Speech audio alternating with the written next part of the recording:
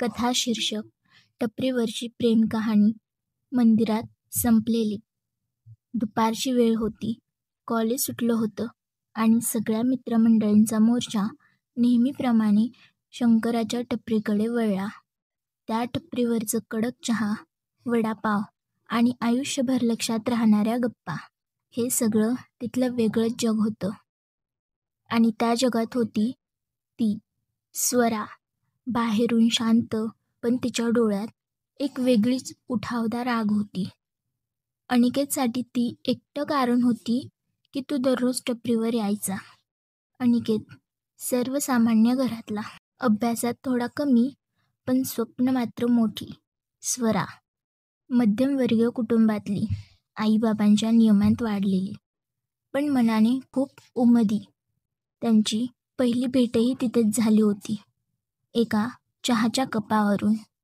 चुकून तिचा कप त्याच्या हातात गेला आणि तिच्या माफ करा या शब्दांनी त्याचं हृदय जिंकून टाकलं. हळूहळू टपरीच्या गप्पांमध्ये त्यांची जागा झाली. चहा घेणार का या प्रश्नामागे त्यांच्या मनातलं प्रेम लपलं. कॉलेज संपत आलं आणि एक दिवस त्या टपरीवरचं अनिकेतनं विचारलं, स्वरा, आपलं काहीतरी असू शकतं का? ती गप्प राहिली. तिच्या चेहऱ्यावर काही क्षणांसाठी गोंधळ दिसला, पण मग फक्त एक हसू देऊन ती म्हणाली, बघूया वेळ काय उत्तर देतो. काही महिने गेले. दोघांनी एकमेकांना वेळ दिला. भेटीगाठी, फिरायला जाणं, स्वप्नांची देवाणघेवाण, सगळं होतं. पण स्वरा घरी बोलू शकत नव्हती. तिच्या घरच्यांना जात, कुटुंब, मान सन्मान या चौकटी महत्त्वाच्या होत्या. अनिकेत खूप प्रयत्न करत होता, पण स्वरा दरवेळी म्हणायची, आईबाबांच्या मान्यतेशिवाय काही करायचं नाही. आणि मग एक दिवस ती गायब झाली. टपरीवर चहा थंड होत राहिला. अनिकेत तिथे येत राहिला, पण तिचा आवाज, तिचं हसणं आणि ती नसलेली जागा त्याच्या काळजात सलत राहिली. एका रविवारी तो मंदिरात गेला शांत बसायला.